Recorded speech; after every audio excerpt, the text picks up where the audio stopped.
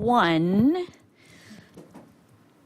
So we are missing a board member who is stuck in traffic. Good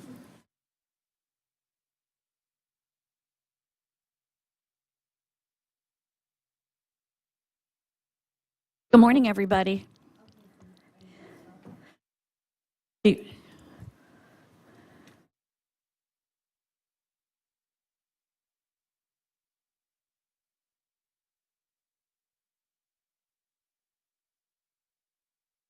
open, right? Yes, and then we'll have to go into close. Yes.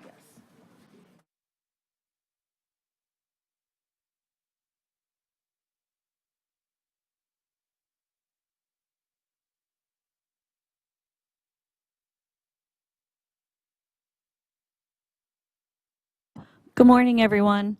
The July 25th meeting of the State Board for Nursing of South Carolina is called to order. The mission of the State Board of Nursing for South Carolina is the protection of the public health, safety, and welfare by assuring the safe and competent practice of nursing. Public notice was properly posted in the King Street Building lobby and provided to all requesting persons, organizations, and news media in compliance with the South Carolina of Freedom of Information Act. It is noted that a quorum is present.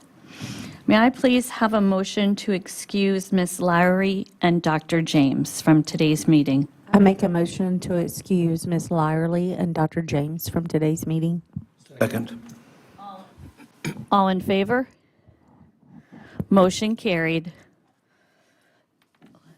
We had postponed the minutes until today. The March 27, 28 meeting minutes. I noticed a few changes that need to be made, a few edits, a couple typos, and then on the front page, we just need to change. It was noted that Sam McNutt was still vice chair and Dr. Wolf was secretary, and we need to flip those to Dr. Holder and Dr. Whitcomb.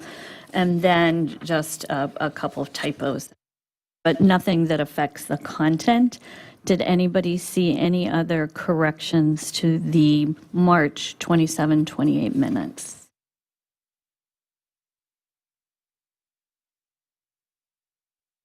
All right, hearing none, is there a motion to approve the March minutes? I make a motion to approve the March minutes. Second. All in favor? Okay, motion carried. And the May minutes, is just, again, a couple of typos in the May minutes, nothing that affects the content of the May, and this is May 15, 16, 2025 minutes. Anybody find anything else? All right, is there a motion to approve the May 15, 16, 2025 minutes? I make a motion to approve the May 15, 16, 2025 minutes. Second. Thank you. All in favor? Motion carried.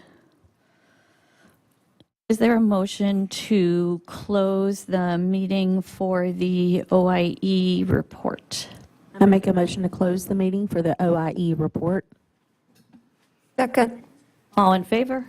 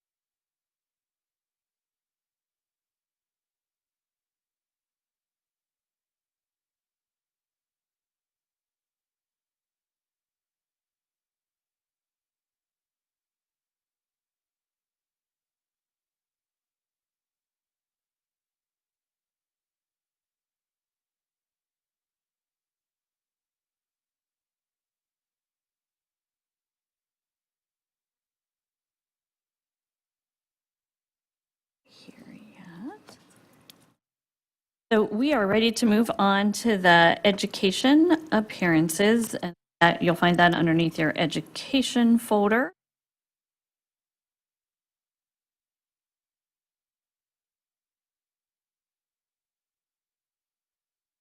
All right, Mr. Kubas, we're ready to begin. Madam Chair, members of the board, for the new member, first of all, I didn't get the memo. I would have wore my pink jacket too. I do have a pink jacket too.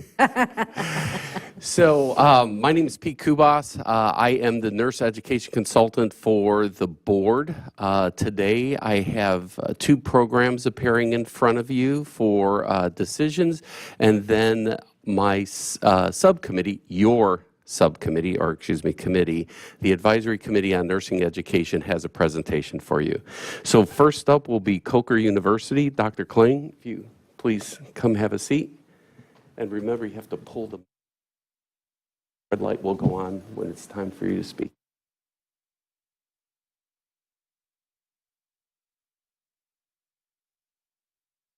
Good morning. So Coker University is here requesting full board approval status. Pursuant to South Carolina Regulation 91.5, Dr. Elaine Kling, DNP, Dean, College of Health Professions, Coker University, is seeking full board approval status for their Bachelor of Science in Nursing program. During the August 2021 board meeting, the board granted Coker University initial approval. Recently, the graduating cohort completed their National Council licensure exam, and in March 2025, the program appeared in front of the board for 2024 NCLEX deficiencies. The program submitted a self-study in accordance with South Carolina Regulation 9111. Ms. Britton, Ms. Henderson, and I surveyed the program on April 9th and 10th of this year. The survey report, and survey responses are part of your reading materials. Please see the recommendations on page 2 of the survey report. At the last meeting of the ACON, they voted to recommend conditional approval to the board. Dr. Kling is here today to represent the program. Again, the current status is initial. The Coker program is accredited, nationally accredited by NLN CNEA pre-accreditation through February 2027. Dr. Kling, after you're sworn in, the floor is yours. Good morning. If I can also get your name, ma'am? Spell your last name for me.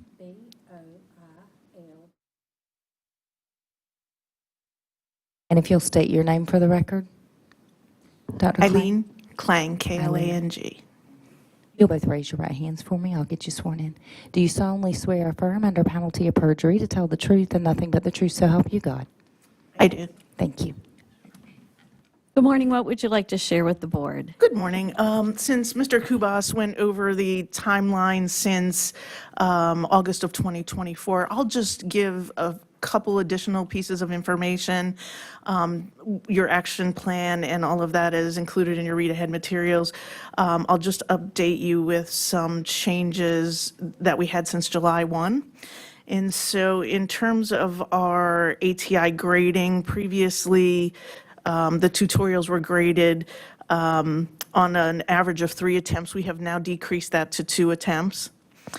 And in July of 2025, we added a policy that students must engage at a minimum of 80% of the recommended time frame for each tutorial that they do in that ATI, because we didn't have a guideline before, and we noticed that there's not an overwhelmingly amount of students, but there are students that try to skirt the time frame and cheat the system a little bit. So we wanted to put that guardrail in place. In addition, as of August, a second full-time faculty member who is a nurse practitioner and also a DNP will be coming on full-time to assist in a 6-credit load to our current SHINE coordinator, which is Student Success and Remediation. Her teaching load will focus primarily on medical surgical content and pharmacology/pathopharmacology curriculum development and teaching. In addition to that, her 6 credits of load will focus on NCLEX preparation from the SHINE piece.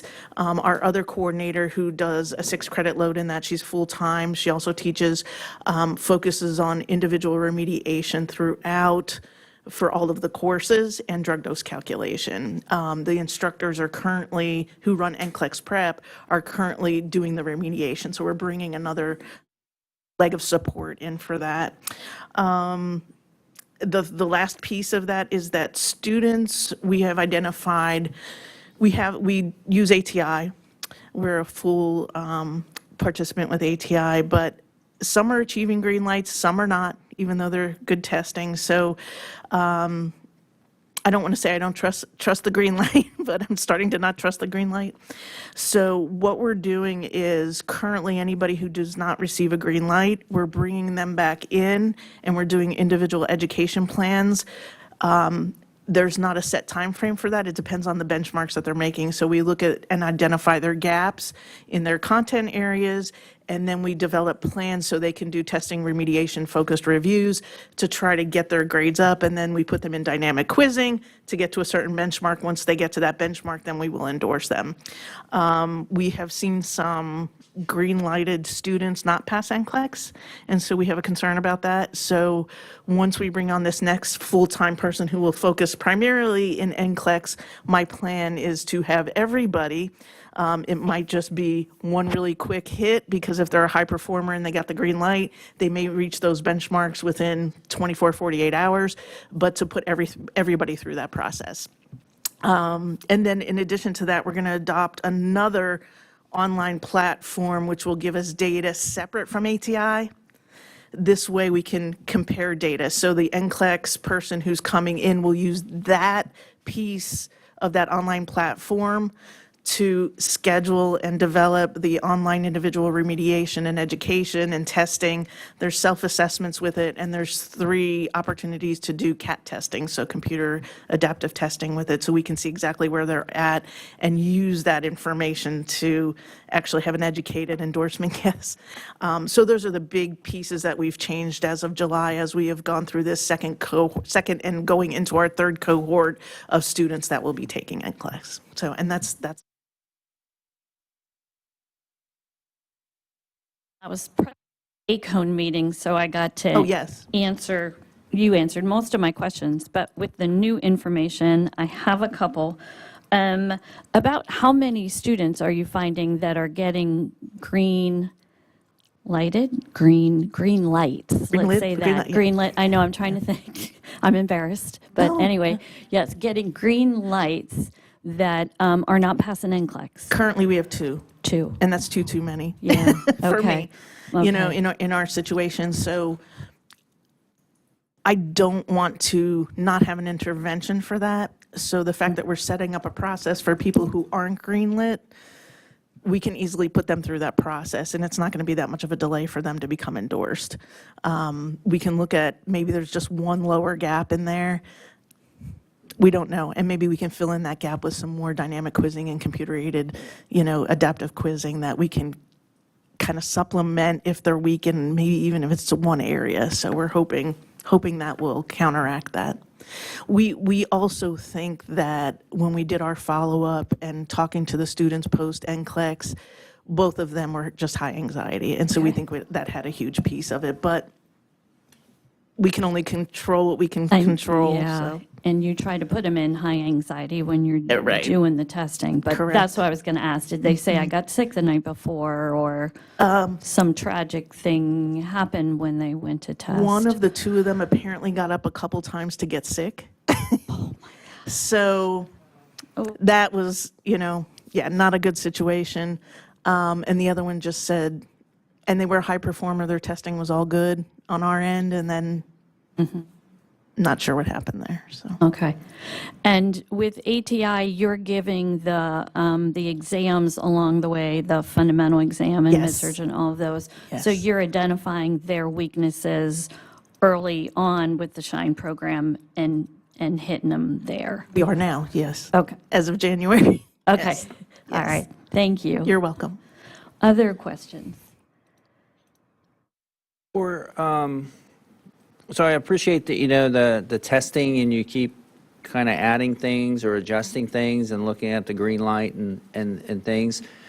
What have you done or the faculty have done to kind of backstep that to the curriculum itself? Because really the testing is, did they obtain it? Did they can apply it? That's what those tests are for.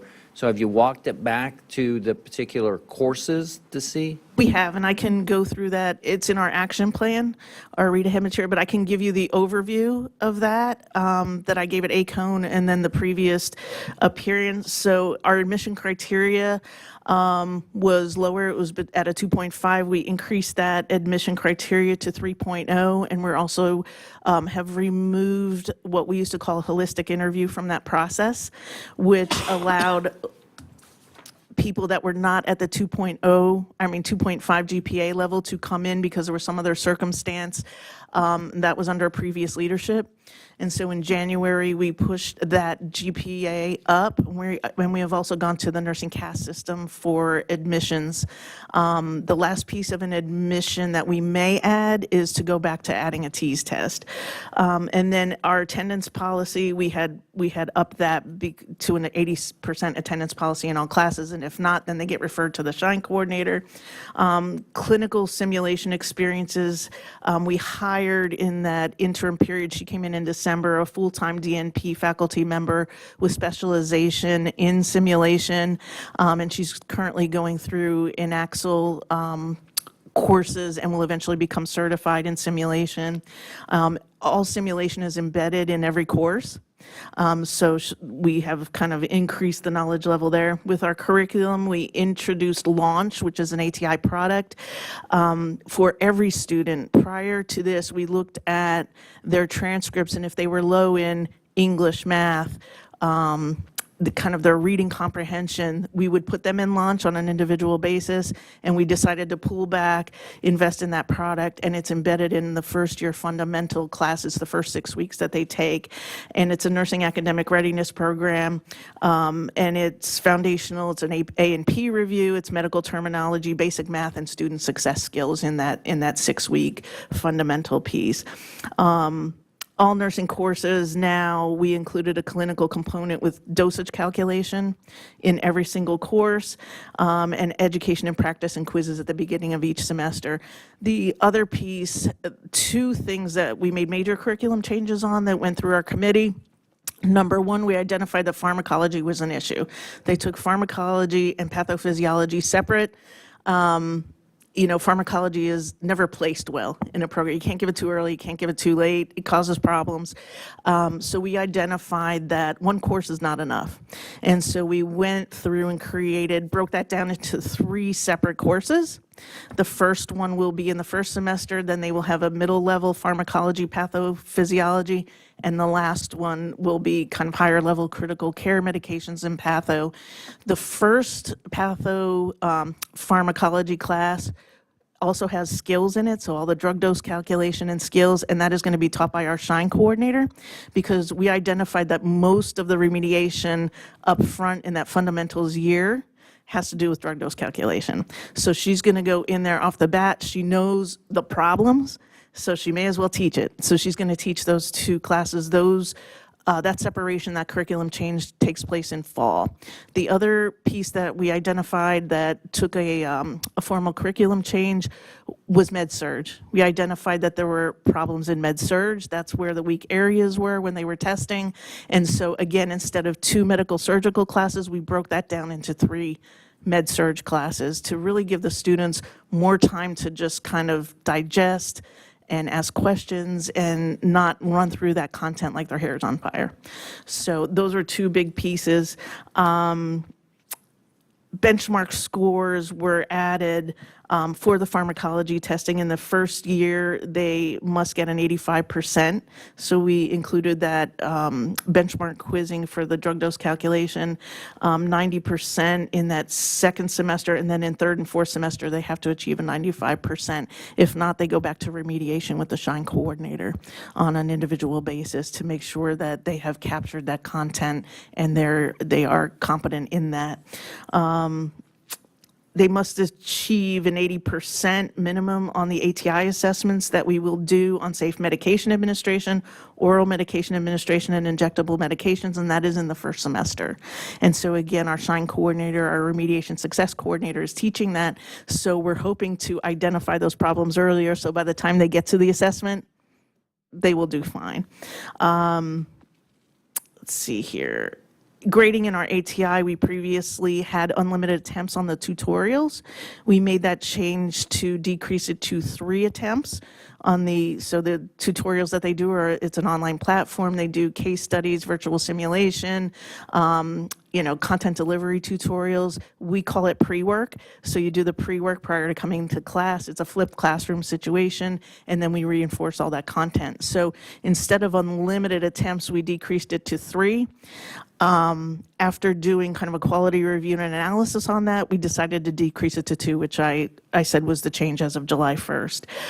It's kind of putting their feet to the fire a little bit and not enabling them to go outside of that process and look for answers, not being able to just, I'm going to look at this for 30 seconds and then come back and do another quiz on it because I already know the answers. And that was the reason for also doing a minimum time for tutorial time in there, a minimum, basement of 80%, because people would go in there for 30 seconds, and we noticed that pattern, so we wanted to counteract that.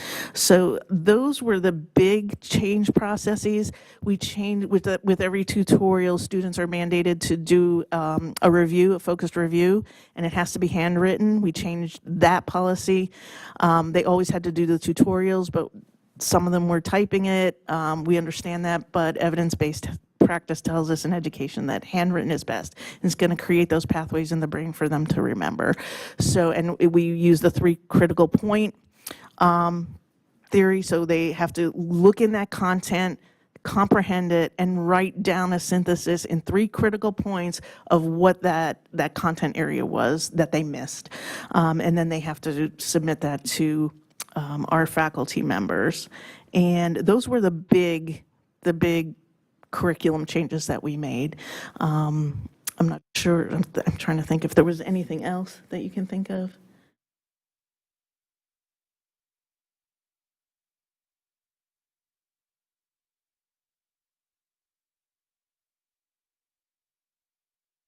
Any other questions?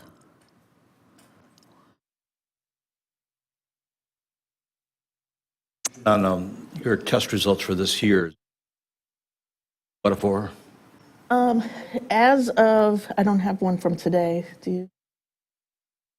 The last was June, and we were at 68%. Have those students retested, or Excuse me? have the two that failed retested yet? Not yet. Not yet. Not yet. We have had some passing after June 30th, so that's been a positive. I know we have had 4 pass since then. I just haven't calculated the percentage. So we have another cohort graduating in August, and so this new process of getting our new success coordinator and NCLEX prep person will be involved in that cohort with the new platform. So it'll be much more standardized and structured for them. So we'll be able to assess that process, in fall as they go finish their NCLEX prep, which they're in now. They'll finish in August, they'll graduate, and then they will be in that post-NCLEX process. So whether it's a green light or not a green light, and then at some point they'll come back to Dr. Shaw, and she will work with them on an individual basis. So that, looking at that when we do a postmortem in the fall on that, we'll be able to have some more data on how that process is working versus May, our May graduates. How many students are in that cohort? So we have, there's two cohorts currently graduating. The initial cohort was 21, and then now we had 60, but they partitioned off. So we had 30 in accelerated and 30 in the traditional.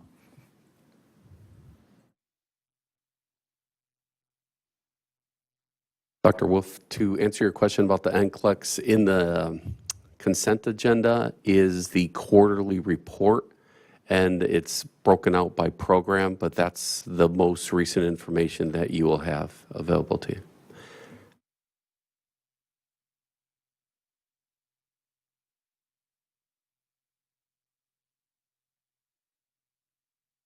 Any other questions? Question, but just want to bring to attention. We went over who was going to be teaching what for your remediation in Right. detail, so I'm okay with that. On page 18, where it's broken down which faculty is going to be teaching which courses, it just stand in here correctly, so I don't know if we could get an updated that.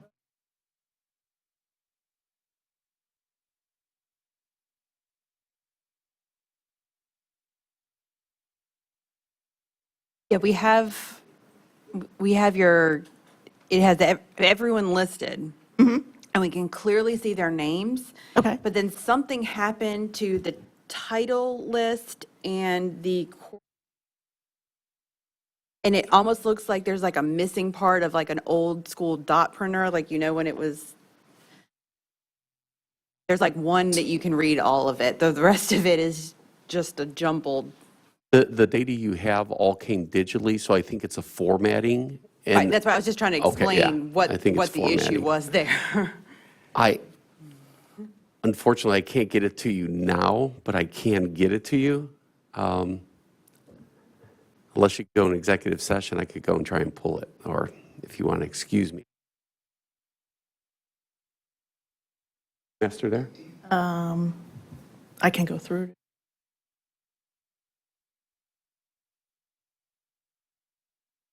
So Dr. Klein or I can pull it if you would like it. Would you mind, if you're able to see it clearly, can you list off what each of your faculty is teaching? Just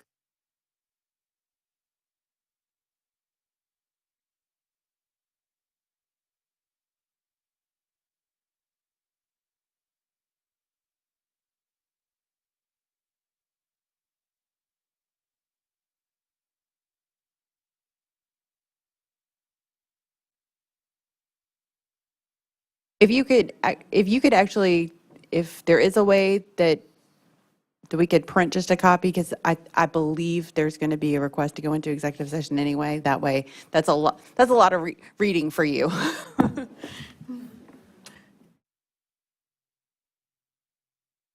We appreciate your willingness to do so, but we're not going to make you. That many faculty. Madam Chair, I can pull that, but I need to go up to my office and Make a motion, we go into executive session for purpose of legal counsel. It's not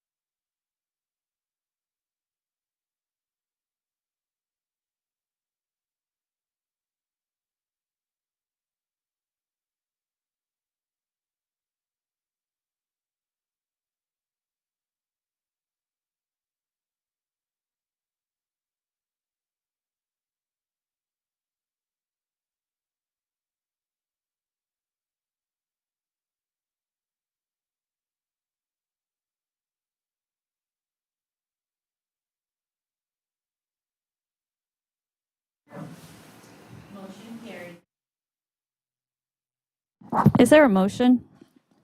I make a motion to place Coker University BSN on conditional approval and to return to the board in January for an update. Is there a second? Second? All in favor? Okay, abstentions? 1.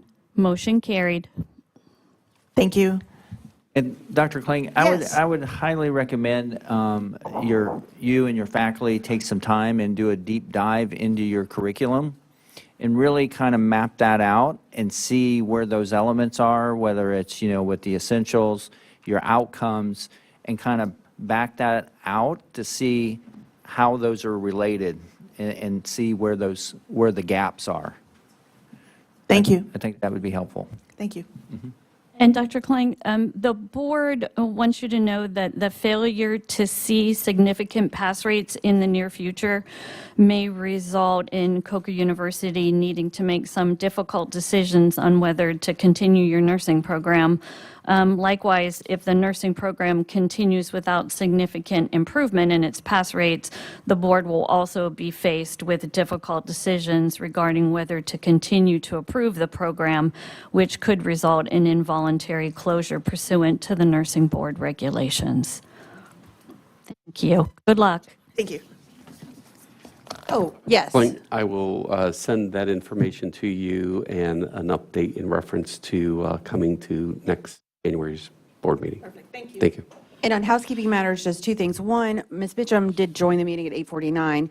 And then second, Mr. Kubas did come in during our executive session for a moment, but I just want to put on the record that the only thing he shared with us is that he was not able to get a clean copy of that faculty list, and then he shared with us the most up-to-date NCLEX results that he shared with you in the waiting area, but no other things were discussed with Mr. Kubas during that executive session. Then he left, and the board continued their legal conversation.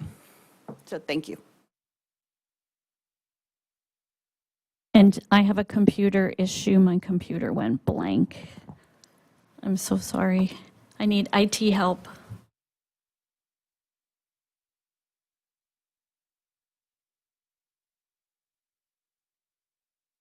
Hey, I didn't steal her computer, Likely story. just so we're clear.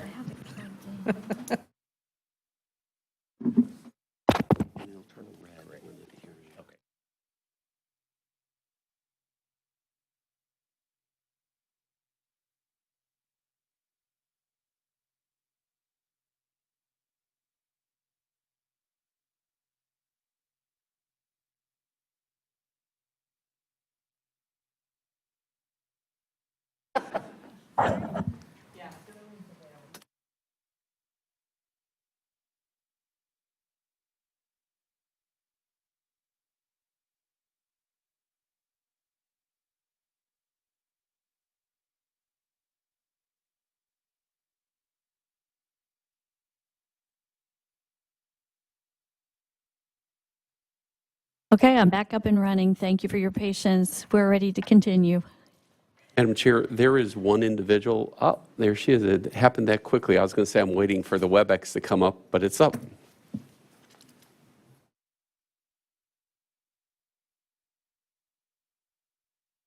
Just a reminder, when someone's on WebEx, they cannot hear us unless unless our microphones are working. So we're all going to get up close and personal with them, please.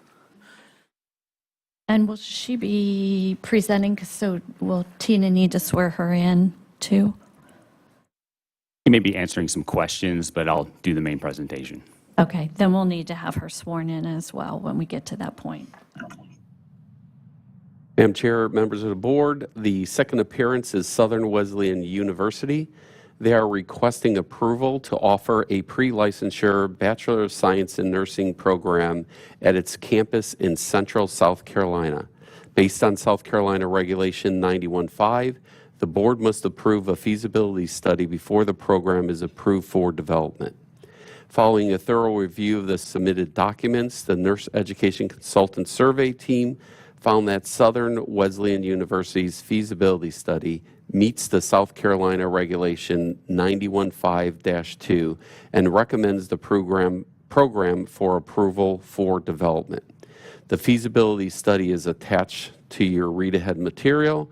Dr. Chad Stutz, Ph.D., Vice Provost of Academic Initiatives and Dean of Arts and Science, is here representing the program. And as you know, we have another individual on WebEx. Dr. Stutz, after you are sworn in, the floor will be yours, sir. Morning. Can I get you to state and spell your name for me, please, your last name? Sure, it's Chad Stutz, S-T-U-T-Z. Thank you. And ma'am, on the WebEx, could you unmute and give us your name, please, for the record? Yes, thank you. My name is Maria McCormick, M-C-C-O-R-M-I-C-K. Thank you both. If you raise your right hands for me, I'll swear you in. Do you solemnly swear or affirm under penalty of perjury to tell the truth and nothing but the truth, so help you God? I do. I affirm. Thank you. Well, thank you. Good morning. As Pete said, I'm Vice Provost of Academic Initiatives at Southern Wesleyan University, and I really appreciate the opportunity to attend the meeting this morning, and I look forward to answering any questions that the board might have. Southern Wesleyan University has thoughtfully and thoroughly evaluated the challenges, resources, and institutional commitments necessary to launch a high-quality, mission-aligned, pre-licensure Bachelor of Science in Nursing program with a proposed start date of fall 2026. In collaboration with our healthcare community partners, we've determined that this program is both feasible and warranted, and we respectfully recommend moving forward. The feasibility study submitted to the board includes all required components in accordance with South Carolina Board of Nursing guidelines, and with your support, we hope to transition to the full self-study phase, including the development of a BSN curriculum guided by experienced nurse educators for internal SWU approval, as well as submission to SACCIOC for review. And our goal is to submit the full self-study to the board by early December of this year, 2025. Our new School of Nursing will be led by a qualified nursing director, and the program will emphasize student success through mentorship, skills development, and evidence-based teaching practices. The curriculum will be designed with high academic rigor and alignment with licensure preparation in mind. The university's leadership views the BSN program as a mission-driven expansion that responds to critical healthcare workforce needs in South Carolina, while offering meaningful educational and career opportunities for our students. So we definitely see this as a win-win all around. Additionally, renovations for our on-campus nursing laboratory and simulation center in Terry Hall are already underway, with institutional funds designated in support of this strategic and mission-driven initiative. Southern Wesleyan is committed to serving the needs of our local community and the state by offering an affordable, Christ-centered nursing education that prepares competent and compassionate nurses who will make a meaningful impact in healthcare and in society. Thank you again for the opportunity to be here, and I'd be happy at this point to answer any questions that you might have, as would Maria. Any questions by board members?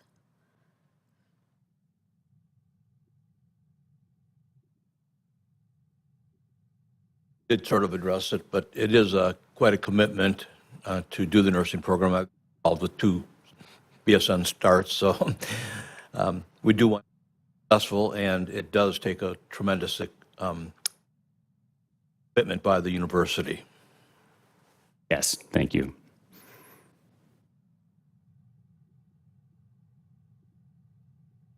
I was present at the ACON meeting, so I don't have any more questions for you.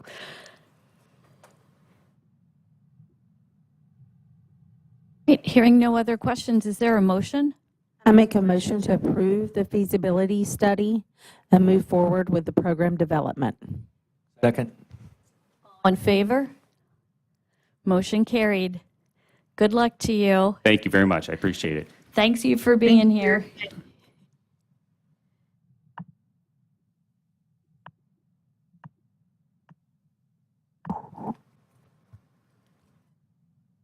Madam Chair and members of the board, pending your questions, I will release the floor to the ACON committee, who is here for a presentation.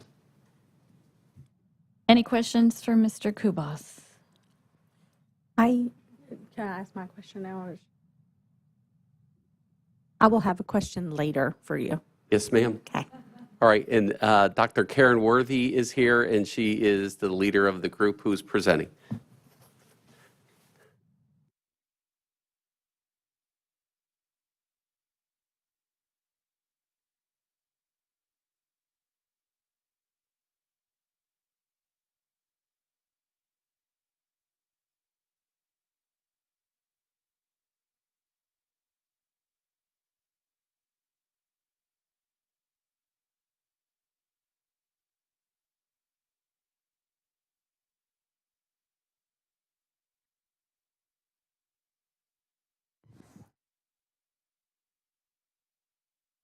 So board members, this is E3 here. Excuse me.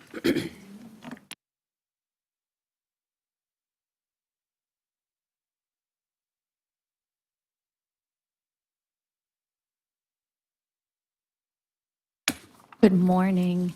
Whoever is going to present and help and talk will all need to be sworn in, so I'm not sure.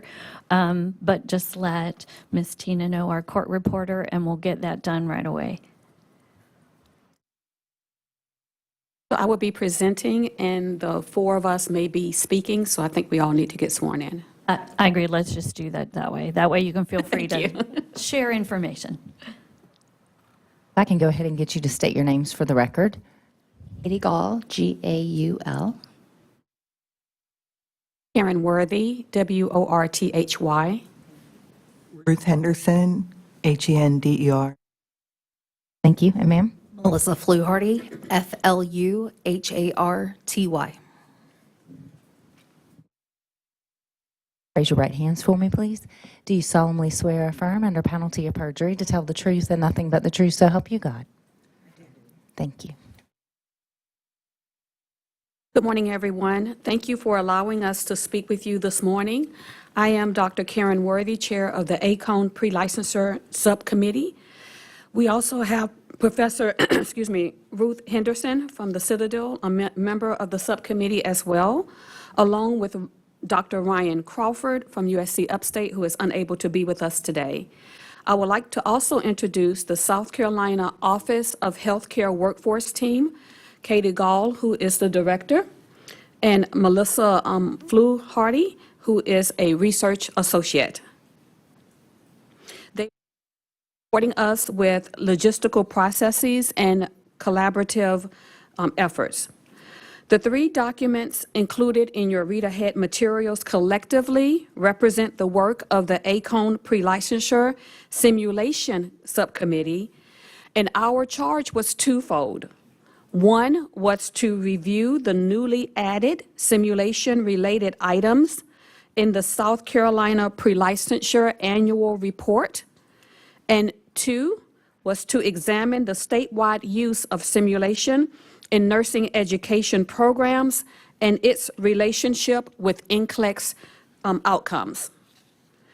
So let's talk a little bit about charge one, which is the brief findings of the analysis for the pre-licensure survey subcommittee questions review document, and they are as follows.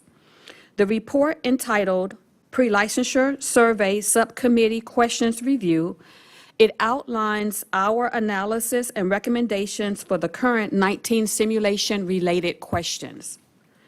And our key findings are as follows. One, progress in data collection.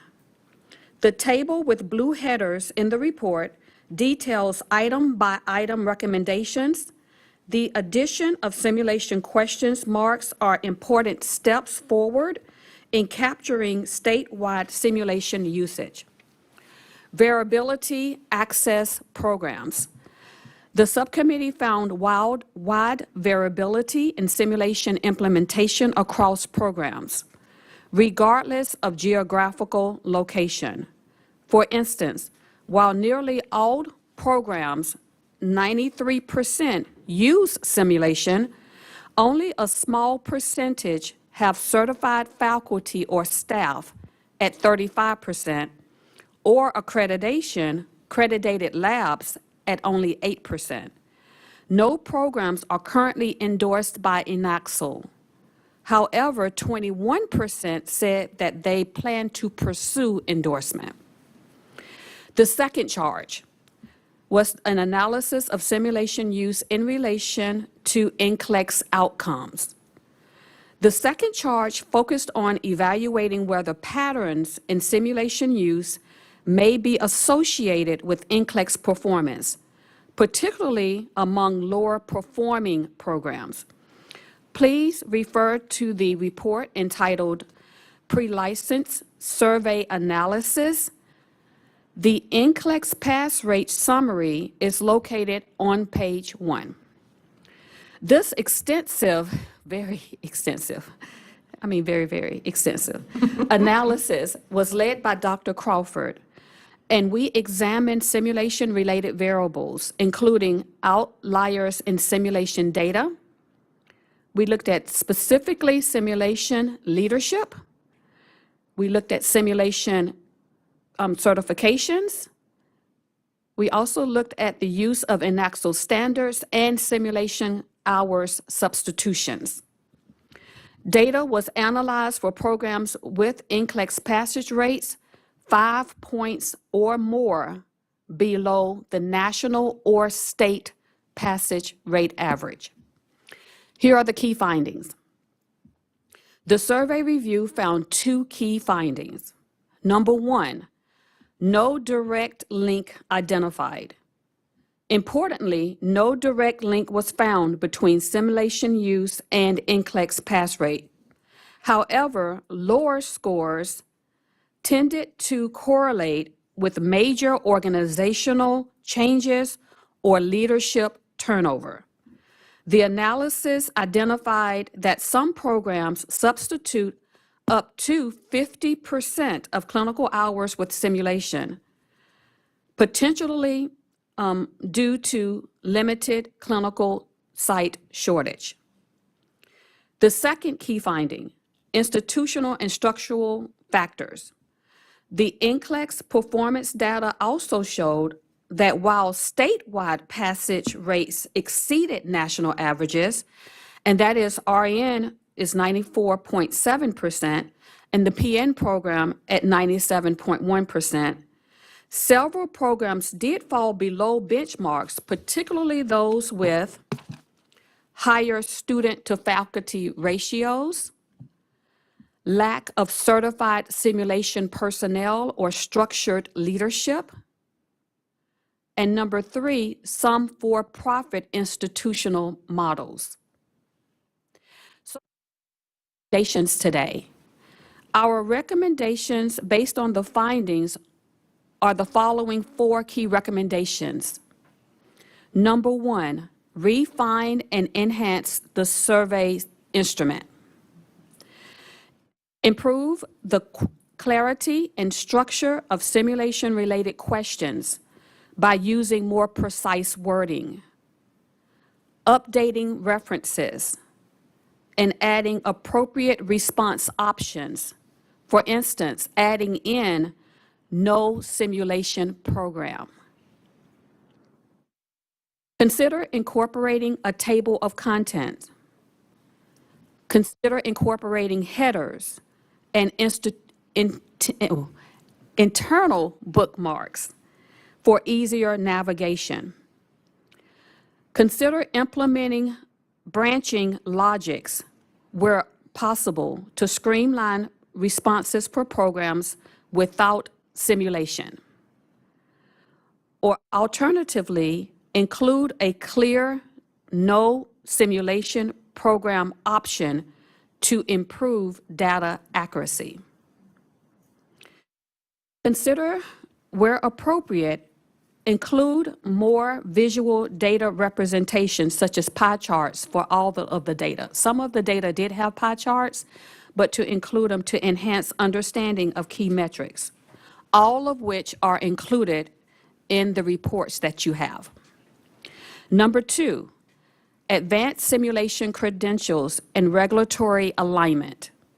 Encourage programs to increase faculty simulation certification and pursue an AXLE endorsement.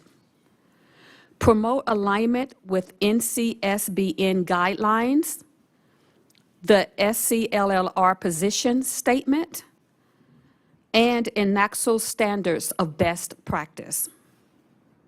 Number 3, support program stability and support leadership development.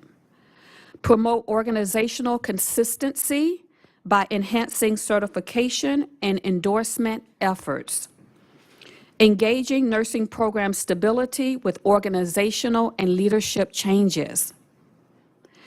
Offering mentorship for nurse leaders, review survey structure, and collaborate with stakeholders, workforce agencies to improve data collection and program guidance.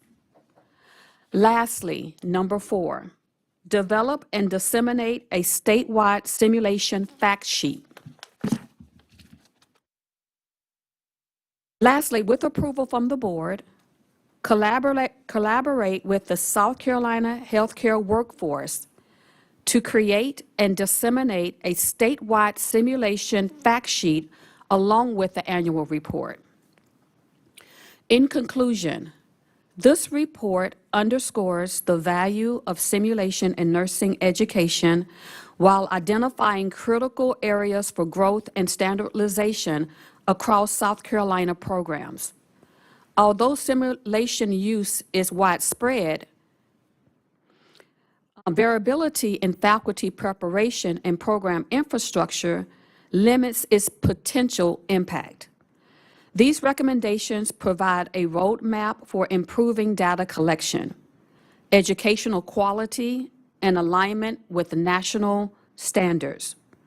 We are quite proud of the work we have done, and we remain committed to advancing simulation excellence through strategic collaboration, leadership development, and continued statewide engagement. At this time, we welcome your questions. Questions for the panel?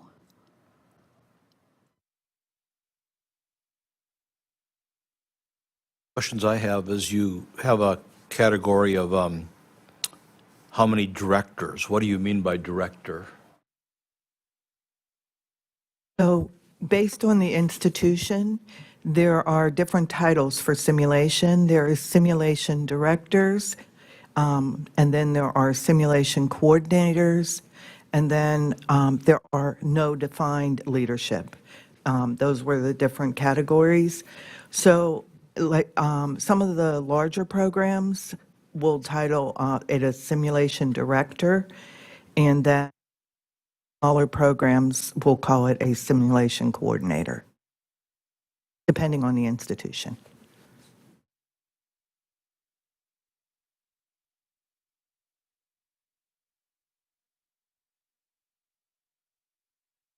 Other questions?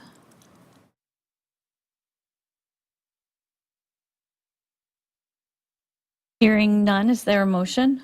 I make a motion we go into executive session for purpose of legal counsel. Second. Favor? Motion carried.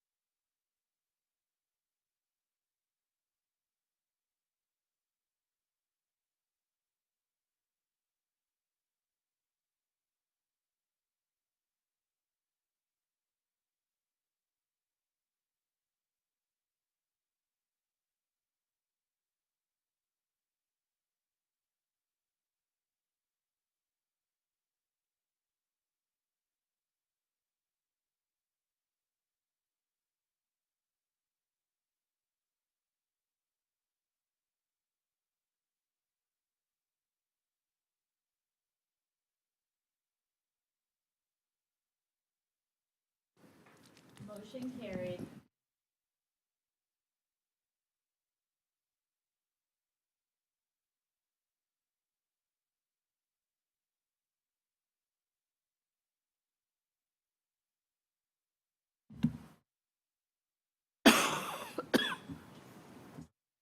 The board would like to share with you from Dr. Holder. We appreciate you coming before the board today with your presentation and the extensive work that you've done on the information. While the board supports your ideas to improve the surveys, we cannot approve your request for the simulation fact sheet due to simulation not being a requirement of nursing programs. We do encourage you in your work to ensure that the programs utilizing simulation continue to follow simulation standards. Thank you for coming today. Thank you. For having us. Thank you for having us. And we're going to take a 10-minute comfort break and start back at 10:40. 10:40, we'll start back about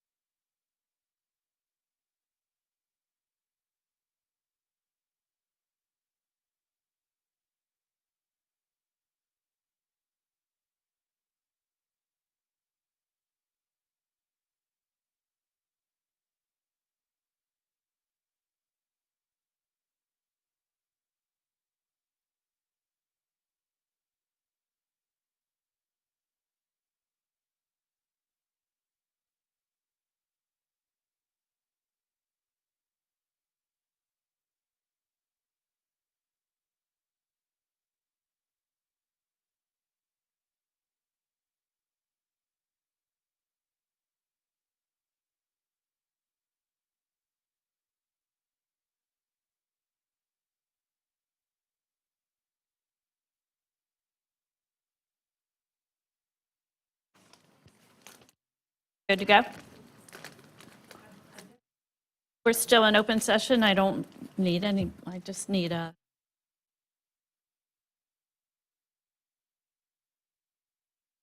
Okay. I'm trying to keep us on time, so we get out on time. Next on the agenda is a discussion about the regulation, Chapter 91. It really came up in the last ACON meeting where programs were coming before ACON to discuss a substantive change in the program requirements. And if you look down, it's 91.9 -9 and then 7 and keep going. If you go below C, change in curriculum, a nursing program that's not currently accredited by a board approved, substantive change in length. Then, in the discussion process, Megan found the current policy, which then states, and I'm not going to read this all to you, but then Directors Council had asked back in July of 2006 for the board to consider adopting what follows as a substantive change. 2006.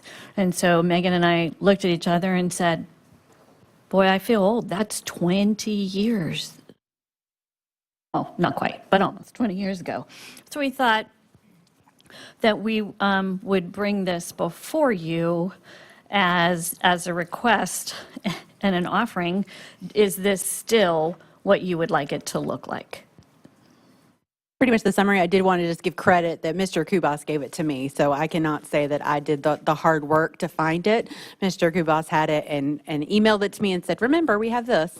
So. Thank you, Mr. Kubas.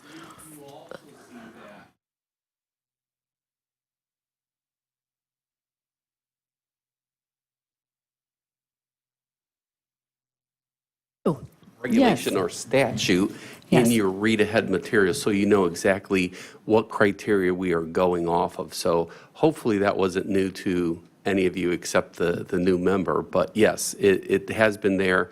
And as stated, came from the deans and directors before me. It's just stuff I found. And we appreciate you finding that, because it was always 50% was floating up there, change of 50%. And we sort of weren't really sure where 50% was. And it leads you to R91-11 and R91-12. And even looking at those, it didn't have it. So and the question was like, exactly where is 50%? Is it 50.5? Is it 49.9? Where exactly are we talking about 50%? Madam Chair, members of the board, I do believe, I don't have proof, I do believe from the national accrediting standards. There are 3 national accrediting bodies.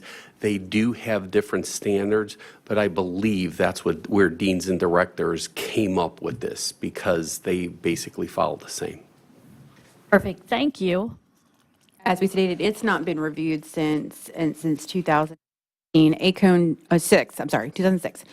ACON did express, they didn't have a specific thought in mind, but they did express specifically some concerns about that the substantive change cutoff was the 50%, because that does basically allow for some pretty big leaps in enrollment rates. And we had one that it kind of came up because it was on their consent agenda that I can't remember the exact the exact amount that it was, but basically they were at, Just one more person would have put them over Over into the 50%. substantive change, and they Yeah. had they were like, why weren't we making the call on this? And I explained that this was the guidelines that the board had previously put into place, and that's what we go by. And so they said that they felt like it maybe needed to be reviewed again to see if y'all were still comfortable with that, or if it needed to be tweaked in some capacity. So we can definitely have a conversation about that. We can also go into executive session to get some legal advice on that if you'd like. I would like to make a motion that we go into executive session for purpose of legal counsel. Second. Favor? Motion carried.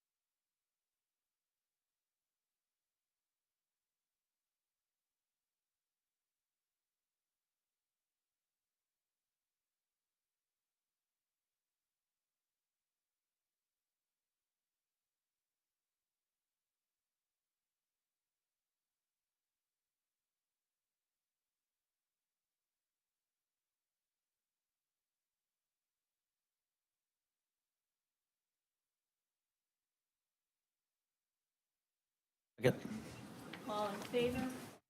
Motion carried. I'm sorry. Just some water rolling over here. Oh, you're welcome. And if you don't understand, let me know. Is there a motion? Yes, I'd like to make a motion to ask ACON to work on putting together what they would like the board to consider, including any updates to the substantive changes. Is there a second? Second. All in favor? Okay, motion carried. Thank you, Pete.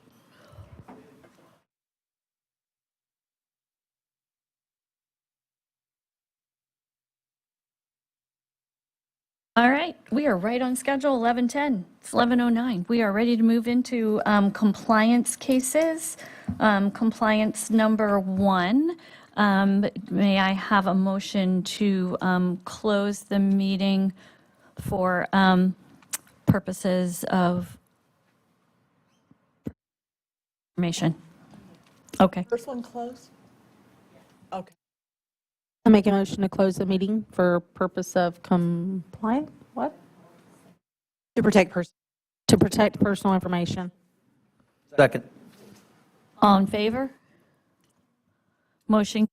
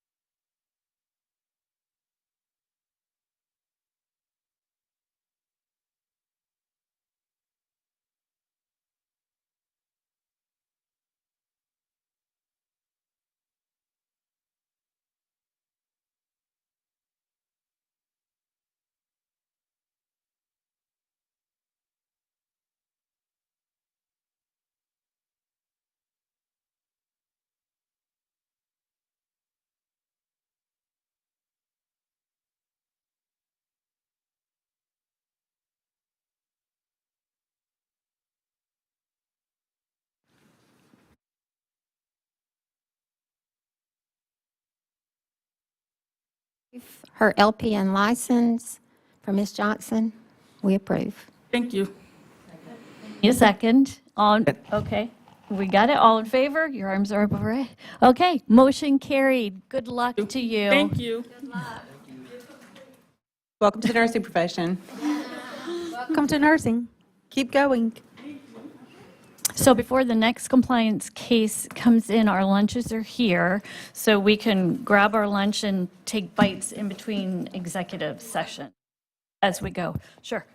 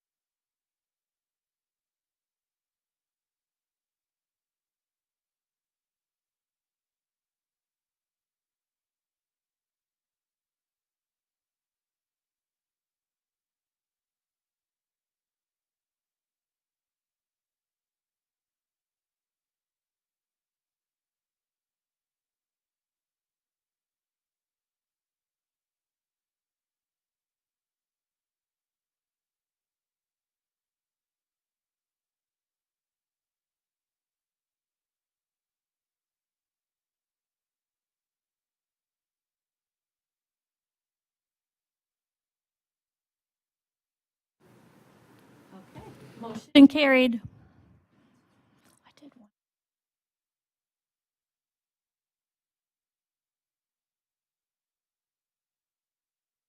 Miss Carroll, as this is your last meeting, I know, no, we won't embarrass you, I promise. But as a small token of the board's appreciation for everything you have done for all of us and LLR, and in this position as chair in the past, we would like to share with you some lovely snacks and a card. And to be delivered, there we go. Lindsay is our To Vanna. be delivered by Lindsay here. Oh, well, thank you. I hope you're all going to join me. Sure, yes, yeah. But we really did want to share our appreciation. Congratulations in your retirement. Well earned, well deserved. I know that you and Brad are going to have a great time. I'll miss you. It is a huge difference when I walked just Oh my out through the God. doors, right when we get to that open area right there, it's like a blast. Yeah. Well, thank you and best wishes to you. All right, Miss Mindy, we're ready for reports.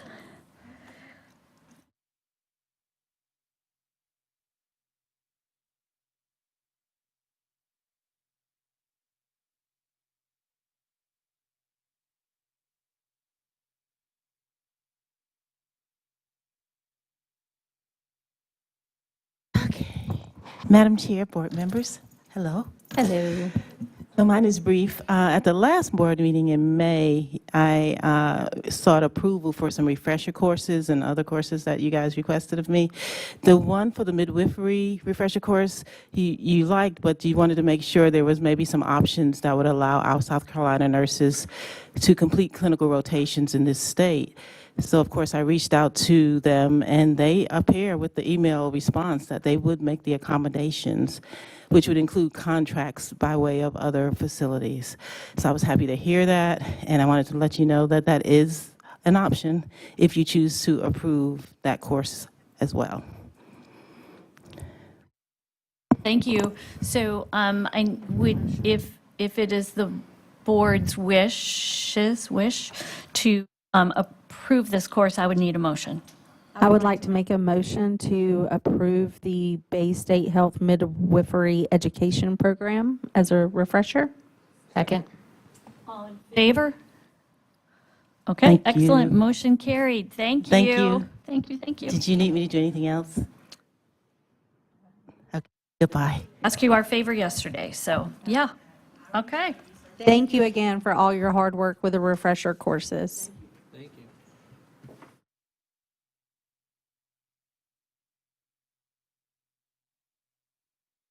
Okay, it is me, the chair report.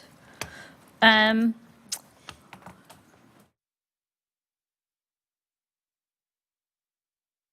going to begin with the nominations work group. Dr. Wolf and myself hammered through all of the applications that we had, and we were pleasantly overwhelmed by the number of nurses that want to participate on a committee of the Board of Nursing or a panel, or to help in some way. And so we painstakingly went through each one and weighed each nurse CVs and recommendations and reasons why they wanted to be a part of whatever their application process was. And Dr. Wolf is here to present the nominations. I will need a motion on each one as Dr. Wolf presents because it's specific for that position. So he'll say nurse's name and First say I do appreciate all the work from the staff to get all those things to us. It was really nice to have that, though it was a pain at times. And we had, most everybody was very, very well qualified. There were just a couple that probably were, can I say, didn't have as much experience, and that was the only, they could have done the job, but we tried to pick those that we thought were both best, strong, and that fit the positions. So I move that for the APC, the CRNA position is filled by Christine Collin. I make a motion to approve the APC CRNA position, Christine Cohen. Second. All in favor? Motion carried. Second for the APC is the FNP position of Melissa Ursini. I make a motion to approve the APC FNP position, Alyssa Ursini. Second. All in favor? Motion carried. Then for the APC, the PMHNP person would be Tarek Albatar. I make a motion to approve the APC position for PMHNP, Tarek Albatar. Second. All in favor? Motion carried. Then we hit one problem for the APC is that we have listed CNS, one surge. We had no applicants for either of those, and so we should maybe discuss, I don't know if today is appropriate or next meeting, changing or altering the number of people on there, maybe putting more APRNs on the committee in the same kind of area. That would be a discussion that we can have next board meeting about whether we would like to either amend the bylaws to change that or whether with that. In the interim, if you'd like, we can do a re-e-blast to see if we get anyone else. But as to actually amending the bylaws, that would need to be at the next meeting so that we can properly notice. Okay. Can we do a blast just to CNSs? No, but we can do it to just people who have an APN license, which would include CNSs. Perfect. Let's do that. Keep rolling. Okay, then for ACON, PN educator Kimberly Hedden. I make a motion to approve the ACON PN educator, Kimberly Heaton. Second. All in favor? And for ACON, the ADN educator position. And Dr. Wolf, I need to recuse myself from participating in this at all. So I'm going to turn it over to Ms. Okay. Dr. Holder. I'm recommending Tracy hold on, Hudgens. Hold on. Oh, hold on. Yeah, if Okay. you're, I was saying, do we want to do it last? No. Open the door, stand right outside of it.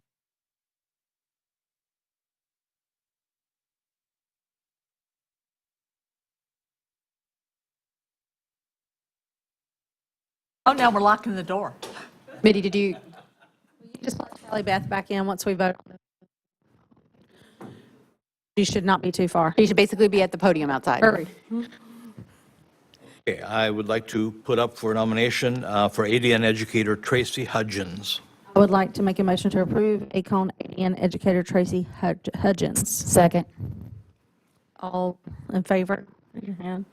Okay. I just wondered if she could make a Approved. motion being the. Okay, she can. Oh, yeah. Going to, Cannot. but you. Sorry. I'll correct, that's all. It's fine. I would have stopped you. Okay. For the next ACON position, the B. Hold on. Sorry, I That's right. didn't mean to hand you.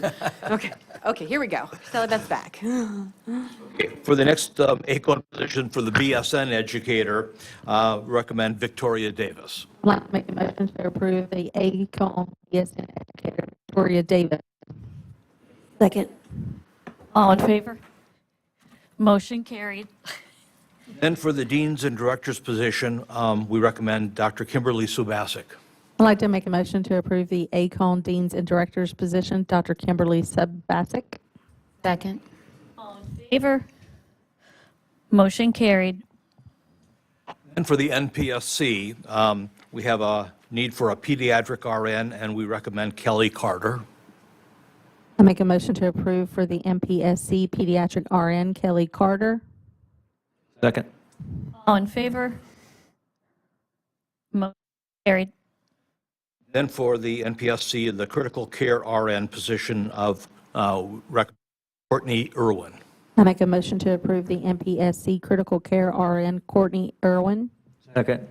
All in favor? Motion carried. And for NPSC, we have a community health RN, and we recommend Tracy Thigpen. I make a motion to approve the MPSC community health RN Tracy Thigpen. Second. All in favor? Motion carried. Then for the NPSC acute care RN, we recommend Sydney Kahn. I make a motion to approve the MPSC acute care RN Signy Kahn. Second. All in favor? Motion carried. Lastly, for NPSC, we have a PMHRN position, and we recommend Lucinda Lucy Easler. I make a motion to approve the MPSC PMHRN Lucinda Lucy Easler. Second. All in favor? Motion carried. Then for the IRC committee, we recommend Brandy Puro for the family nurse practitioner, FNP Gero. I make a motion to approve IRC Brandy Pero FNP Gero. Second. Clarify that she would not be specifically in the role of an FMP Gero, she would just be an IRC member Yes, who has those credentials. Okay. yes. Then for the, Okay. So for this vote, Dr. Enos needs to recuse. So Final hearing. we're holding the IRC, right? The IRC one. Just hold on. Yeah, we didn't finish that yet. Okay, so there's been a motion, there's been a second, right? And now. I thought you did. Yeah. Yes, John second. Okay, A vote. so you're out of vote now. Okay. All in favor of, for IRC? All right, hands up, motion carried. And Pete, would you, or Pete, okay. Either.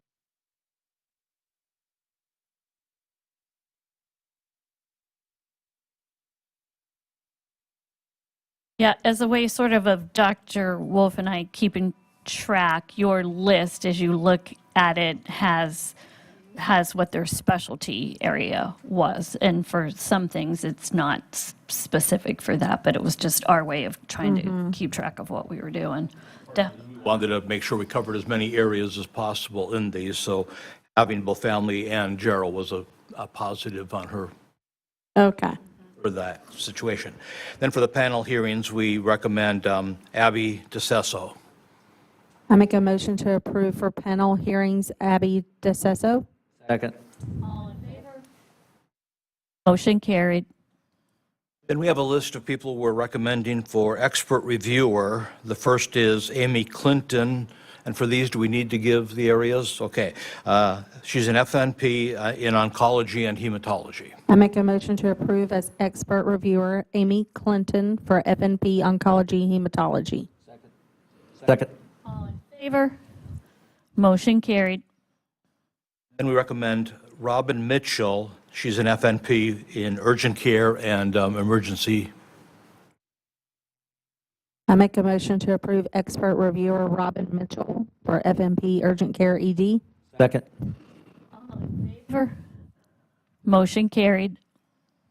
We also have another person in FNP ED, and that's Hannah French that we recommend. I make a motion to approve as expert reviewer Hannah French for FNP ED.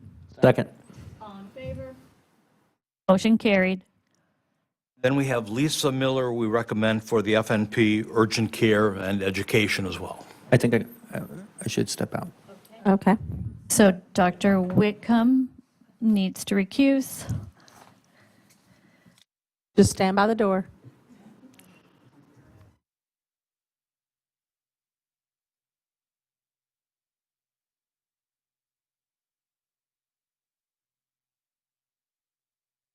I'll make a motion to approve as expert reviewer Lisa Miller for FMP Urgent Care and Education. All in favor? Motion carried.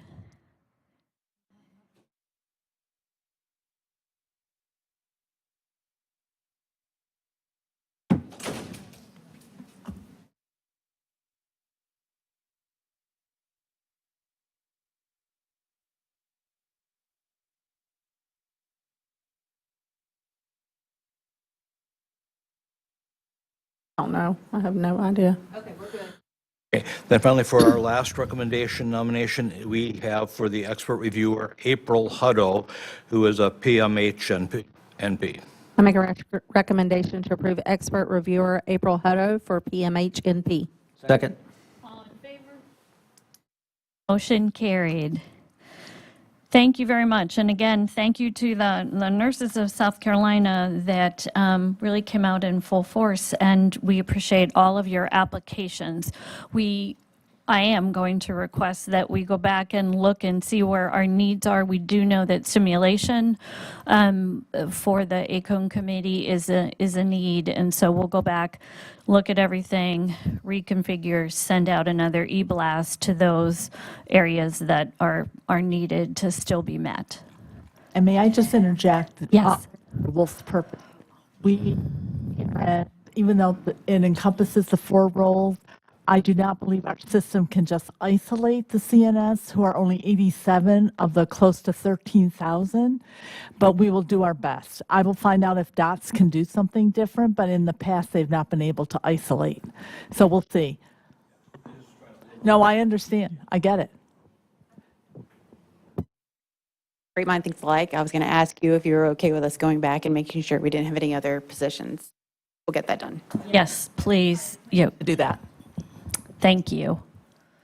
Okay, next on my report then is to ask for approval of the subcommittee, the Board of Nursing Subcommittee meeting dates for 2026. Those were in your read-ahead materials, and we'll do this as a lump. So the ACON meeting dates for next year, they meet Tuesday at 10 a.m., are February 17th, April 21st, June 16th, August 18th, October 20th, and December 8th.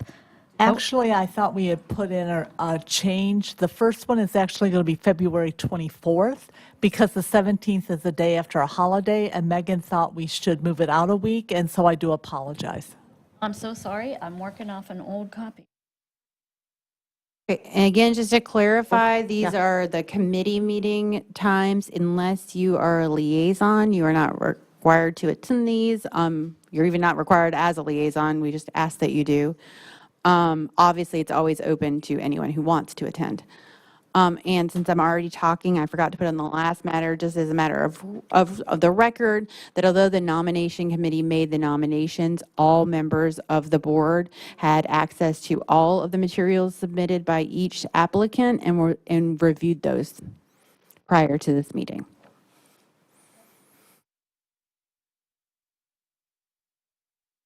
Let me re-amend it. So the 2026 ACON dates meeting Tuesday at 10 a.m. are February 24th, April 21st, June 16th, August 18th, October 20th, and December 8th. My apologies.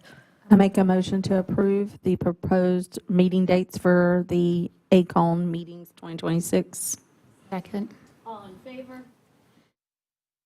Motion carried. Okay, the 2026 NPSC meeting dates, they meet Thursdays at 10 a.m., January 8th, April 9th, July 9th, and October 8th. I make a motion to approve the proposed meeting dates for Nursing Practice and Standards Committee for 2026. All in favor? Motion carried. Next on my report is that I have invited Director Farr to the September Board of Nursing meeting.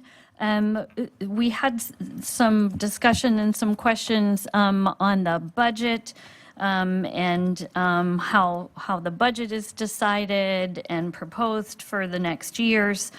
And I thought she had come a a long time ago and gave a great discussion on the budget and explained to the newer board members at that time how the budget process works at LLR, and with the number of new board members that we have even within the last year, not just new, but new within the last year, that you haven't had the opportunity to meet her and greet her and hear her presentation. So I have reached out to her and invited her to the September meeting.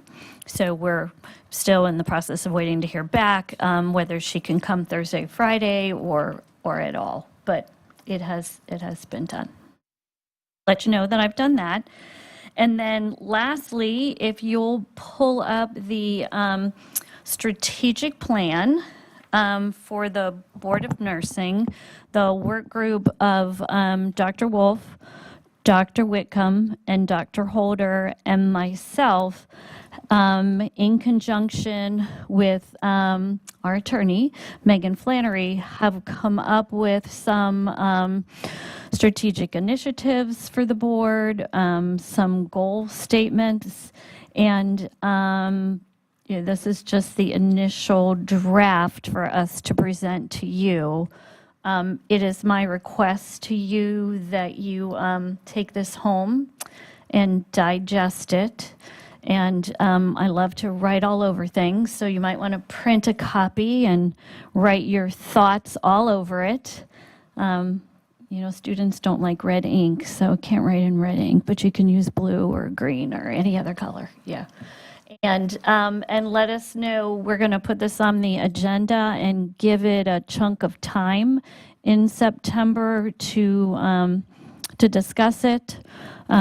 And see at that time if we can resolve anything and maybe come up with a final copy. Our initial goal was to be finalized in November, so that starting in January of 2026, this would be our strategic plan. So if I can make that a homework assignment, I would appreciate that. Any questions? That's all I have.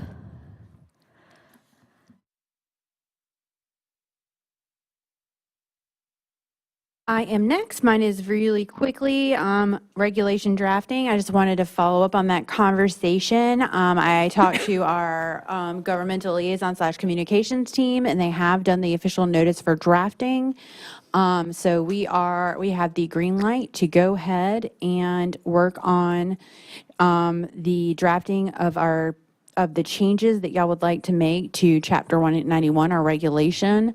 As they are relatively minimal, if it is all right with y'all, I will go ahead and take a stab at that myself and bring you a draft copy at the next board meeting. If you're happy with it, you can approve it. If you're not, you can give me notes and we can knock that out and have that pending for the legislative season this year.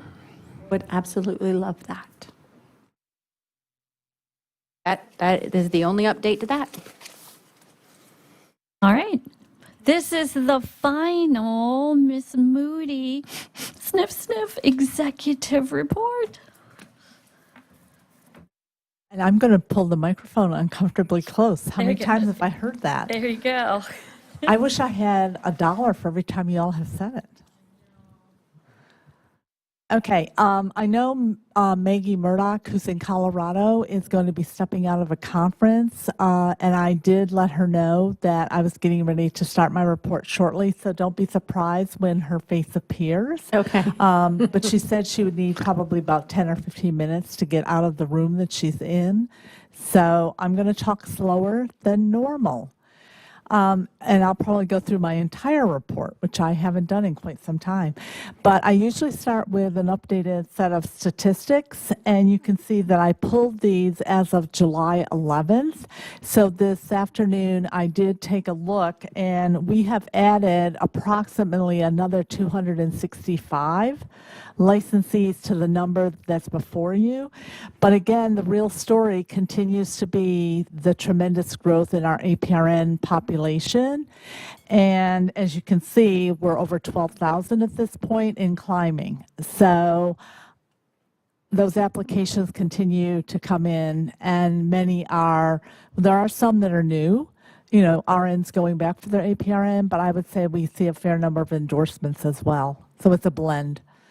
And of course, the highest number of those are your family nurse practitioners, although we are seeing an uptick in the psych mental health nurse practitioners and or FNPs going back for dual certification. So we're seeing that trend as well, if you're interested. But since we were together in May, May, this is almost 2,000 additional licensees. So to say that we are busy is certainly an understatement.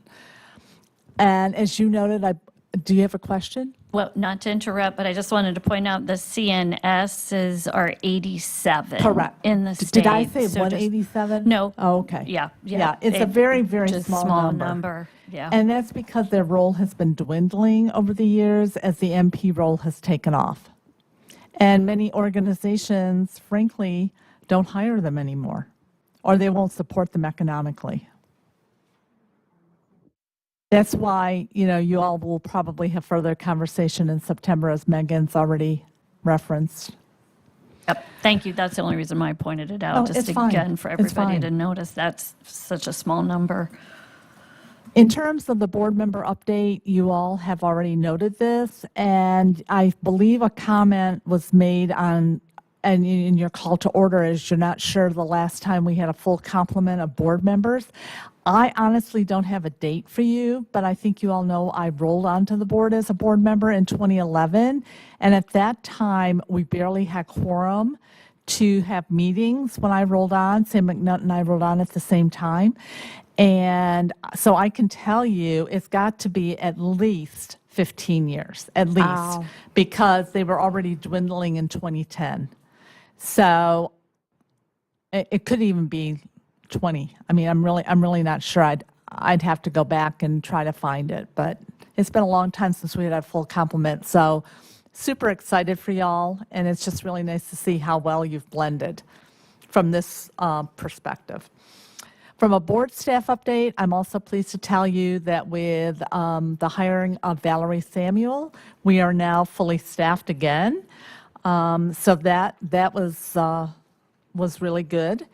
And we are still getting supplemental help from an individual within the agency because with the growth in APRNs, the activity required to maintain that APRN license, particularly with change of practice and or their recertifications, is a bear to keep up with, to be honest with you all. So he is helping us with data entry to try to keep those somewhat reasonably under control at this point in time. From a nurse licensure compact perspective, it was a busy legislative season. However, to this point, as of today, no additional non-compact states have enacted legislation. The only state that still has pending legislation open is Michigan, and it has passed one branch, I believe the House, and it is now in the Senate for consideration. So we'll see if Michigan's able to get it across the finish line in 2025. But all of the other states that had pending legislation, it has now died for 2025. So I anticipate you will see a resurgence of activity in 2026. But the exciting news under the NLC was Pennsylvania finally successfully implemented after almost 5 years of having enacted the legislation. And if you recollect, their holdup was being able to put forth the criminal background check process for a myriad of reasons, but they finally got the go-ahead. And when they got the go-ahead, they literally implemented, I want to say within a week or 2 weeks. That's how ready they were to go forward. And we, by statute and rule, technically have to notify everyone with a Pennsylvania address that has a single state South Carolina license to let them know that they are now eligible for a Pennsylvania multi-state if they're still claiming Pennsylvania as a resident.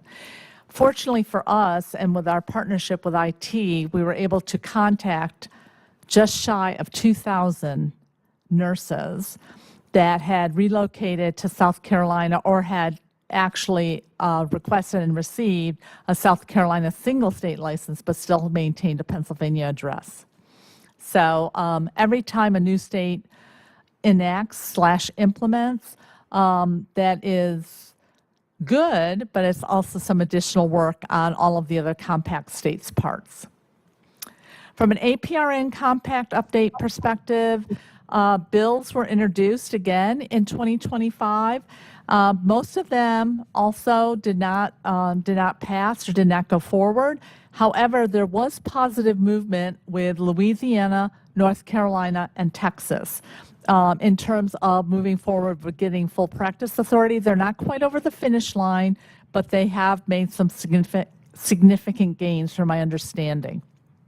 Nebraska's Board of Nursing also will now regulate the APRNs in the state of Nebraska, which is also new because in the past, the APRNs were under their own board in Nebraska, and they are now folded in with the Board of Nursing. Oklahoma was successful in passing legislation in their state granting full practice authority to their APRNs. So that was one state that was able to get legislation through in 2025. And then you'll see a list of forthcoming meetings. The only other thing I want to take a minute to speak on is the travel form, because the travel forms changed here in 2025 based on a new policy. And so the form in front of you, all I need from you, or going forward, all we need from you are your times. That's it. Do not worry about signing and dating them, because what we then have to do is we need to ensure those times are added electronically. We need to ensure that the maps are one of the attachments. We need to ensure today's agenda, or this board meeting's agenda is uploaded, and then we send you that electronically. When you receive it electronically, you need to simply put in the time that you arrived home at the end of the meeting today, and then you need to electronically sign and date, and you need to send it back to me and or Valerie electronically with all of the attachments in an Excel spreadsheet. If you send it back to us embedded in an email, we can't open it, we can't process it, we can't send it to finance. So it's going to delay your reimbursement. Okay? You have got to send it back to us the same way we send it to you. Say, attach it. Thank you. Can we know why this has changed like this? I don't know the rationale. I truly do not know the rationale. I can just tell you it's a much more cumbersome process than it was in the past. It's an absolute nightmare, Yes, honestly. Yes. But hopefully you are getting reimbursement quicker than perhaps you did in the past. Perhaps. No. Okay. No. I just want to interject that I know we're talking about travel forms, so I just want to remind everyone that we are still in open session. So if you have any specific questions about your travel form, let's wait to do that until we're off open session, because we are currently streaming on YouTube. Thank you. And I do see that Maggie Murdoch has joined us on WebEx. So that concludes my report, but I obviously will be around at the end of the meeting to answer any individual questions you may have. But I do know that the travel has been difficult, and that's why I wanted to do an infomercial for you. Okay, Maggie, over to you. Hi, can you all hear me? Yes, we can. Oh, good. Okay. Thank you for letting me pop in here. I apologize for attending virtually. I'm in Denver at a regulatory conference. So I just wanted to take a quick moment to lift up Carol Moody, our departing board executive. I think this will be her last board meeting, and I wanted to personally thank her for her service. I know most, if not all of you, are familiar with Carol's accomplishments over the years. She had served as a nurse administrator, various leadership positions for over 30 years, and then joined the Board of Nursing as a board member, and then after that has served since then as the board executive. Just truly the heart of a public service servant, and she's been dedicated and engaged on a state and national level ever since day one. And so I've watched Carol do her job with a seemingly endless supply of positive energy, more than most of us mere mortals could ever hope to have. She's behaved with grace and resilience, adaptability. I actually used my thesaurus to look up the word that meant the opposite of a procrastinator, and I couldn't find a word that was good enough for Carol. So we'll just say I've watched her forge ahead when most other people would at least have to take a moment to freak out, stress out, or lash out, and Carol just never needs to do any of those things. So she's been completely unencumbered by her own ego. It is a thing to behold, and I really appreciate your service, Carol, and we will miss you terribly. But I can say that my lamentation will be slightly muted only because I know how much you deserve this retirement. So I want to wish you the best and thank you in front of everybody. Thank you for those kind words. Thank you, Maggie. We appreciate you being here. Thank you. Thank you for letting me interrupt. I really do appreciate it.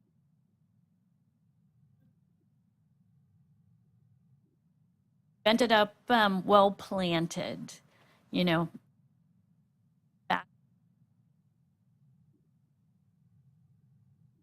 Fun having newly retired myself. It's fun to end up in a really loved and sort of like, oh, I finally kind of loved all of my career, but this is good.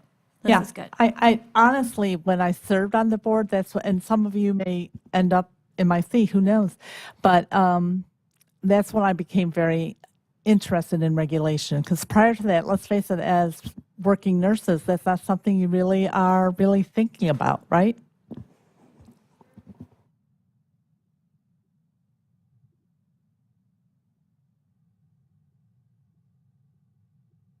Any other business before the board?